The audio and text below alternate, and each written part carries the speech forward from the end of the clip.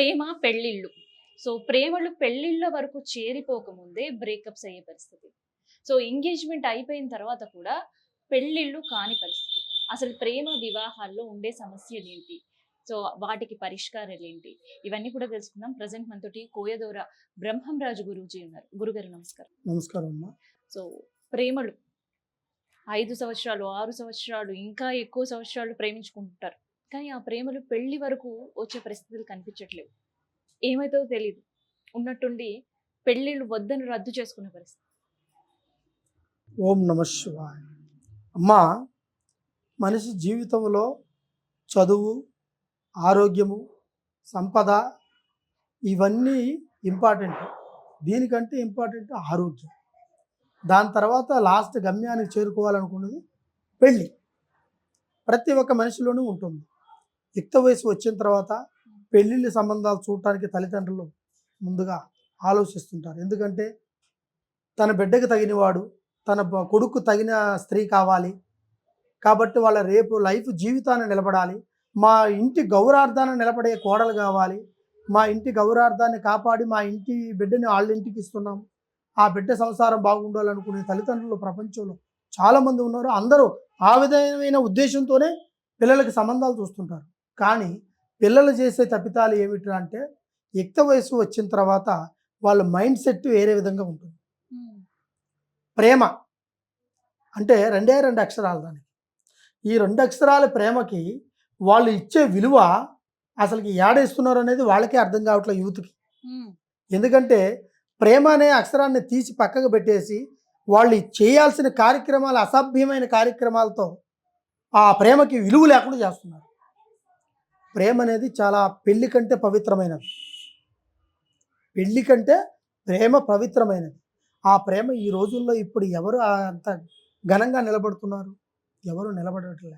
అంతా అవకాశాన్ని బట్టి, అవసరాన్ని బట్టి, మనిషి ఒక మనుగడను బట్టి ముందుకెళ్తున్నారే తప్ప దానికి ఇచ్చే విలువను మాత్రానికి ఇవ్వట్లేదు.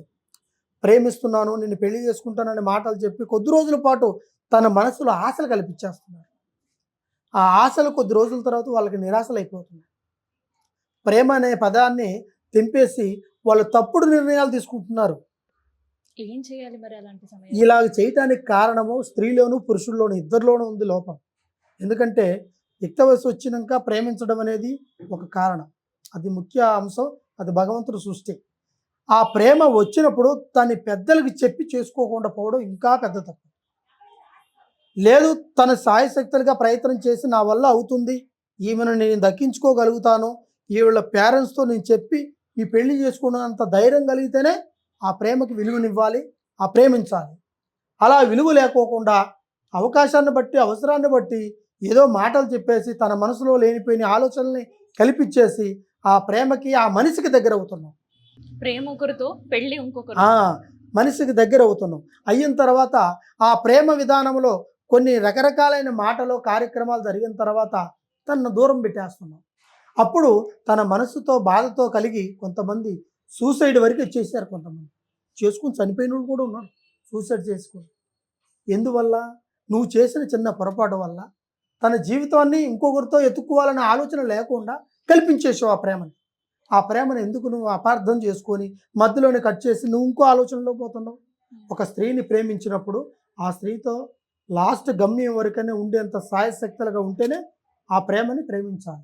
ఆ మనిషి దగ్గర కావాలి, తన్ను పోరాడి గెలుచుకోవాలి. అదే కానీ నీ వల్ల కాలేదని చెప్పేసి నువ్వు పక్కకు పెట్టేసి ఇంకొక స్త్రీతో పెళ్ళికి ఫిక్స్ అయిపోయి ఇంకొక స్త్రీతో ప్రేమతో చేసి దాన్ని ప్రేమ అనరు, కామం అంటారు. పిశాచుల మాదిరిగా తయారైపోయారు కొంతమంది. అది పురుషుల్లోనూ ఉన్నారు, స్త్రీలోనూ ఉన్నారు. అదేవిధంగా ఈ ప్రేమకిచ్చే విలువని పెళ్లి దాకా కూడా తీసుకురావడంలా. అయితే ఇంకొన్ని సందర్భాల్లో ప్రేమిస్తారు, కానీ ఎదుటి వాళ్ళు వీళ్ళని ప్రేమించరు. సో ఏం చేయాలి అలాంటి సమయంలో? ఎందువల్ల అంటే కొంతమంది వీళ్ళు ఎంతో ప్రేమగా ప్రేమిస్తుంటారు. కానీ వాళ్ళ మనసులో ఏంటి? వీడి పెట్టిన పెట్టుబడి తినాలి, వీడు ఇచ్చిన డబ్బులు కావాలి, వీడితో అన్ని అవసరాలు తీర్చుకోవాలి. కానీ ప్రేమించేది మాత్రం ఇంకొక వ్యక్తితో. తనతో ఆలోచనలు వేరే ఉన్నాయి, ఇతనితో మాట్లాడే మాటలు వేరే ఉన్నాయి. అప్పుడు వీడు సూసైడ్ చేసుకోవాలిగా, ఆవిడ సూసైడ్ చేసుకోవాలిగా. ఒక్క ప్రేమ వల్ల 2 జీవితాలు పోతున్నాయి. దీని తర్వాత మీ పరువు ప్రతిష్టలన్నీ బయటపడుతున్నాయి. 10 మందిలోనూ నవ్వులు పాలైపోతున్నారు. రేపు నిన్ను చేసుకోవడానికి ఇంకొక మగవాడు రావాలంటే పురుషుడు రాలేడు. నీ స్త్రీకి ఇంకొకటి రావాలంటే అది రావడం కష్టం. ఎందుకంటే వీళ్ళిద్దరి మధ్యలో జరుగుతున్న తప్పిదాలు చాలా బలంగా ఉంటాయి. అదేవిధంగా పెళ్ళి అనేది 100 ఏళ్ల పంట. ఈ 100 ఏళ్ల జీవితంలో దీంట్లో ఒక బలమైన కారణాలు కొన్ని ఉంటాయి. ఆస్తుల గురించి కొంతమంది ఆలోచించే వాళ్ళు ఉంటారు. కొంతమంది మన సమాజంలో నలుగురిలో బతకాలి, మంచిగా పెళ్లి చేసుకొని మంచిగా పేరు ప్రతిష్టల్లో పిల్లా పాపలతో హ్యాపీగా జీవించాలనుకునే వాళ్ళు కొంతమంది. పెళ్ళిళ్ళు అయిన తర్వాత వాళ్ళ సమస్యలు ఎంత దూరం పోతున్నాయో తెలుసా? చాలా దూరం పోతున్నాయి. వరకట్న వేధింపులని, ఇప్పుడు ఏం లేకుంటే చేయాలి? సమస్యలకు పరిష్కారం ఏంటి? ఇలాగ సమస్యలు చాలా మంది ఉన్నాయి. కానీ ప్రేమించిన వాడు కానీ పెళ్లి చేసుకోబోయేవాడికి కానీ రెండే క్లారిటీ రావాలి. ప్రేమించేవాడి సత్తా ఏమిటంటే నేను ఆ అమ్మాయిని చేసుకుంటాను, ఆవిడతో జీవితాంతకాలం గడపగలుగుతాను అంటేనే ఆ పెళ్లి మీరు చేసుకోవాలి, ఆ ప్రేమని ప్రేమించుకోవాలి. లేకుంటే మాత్రానికి తన జీవితంలో లేనిపోయిన ఆశలను కల్పించి తన జీవితాన్ని నిర్లక్ష్యం చేసి తన జీవితాలతో ఆడుకుంటే మాత్రం అది కరెక్ట్ కాదు. అయితే దీనికి కొంతమంది బాధపడుతున్న వాళ్ళకి చాలా వరకు ఉన్నారు. వీటికి కరెక్ట్ అయిన రెమెడీస్ ఉన్నాయి.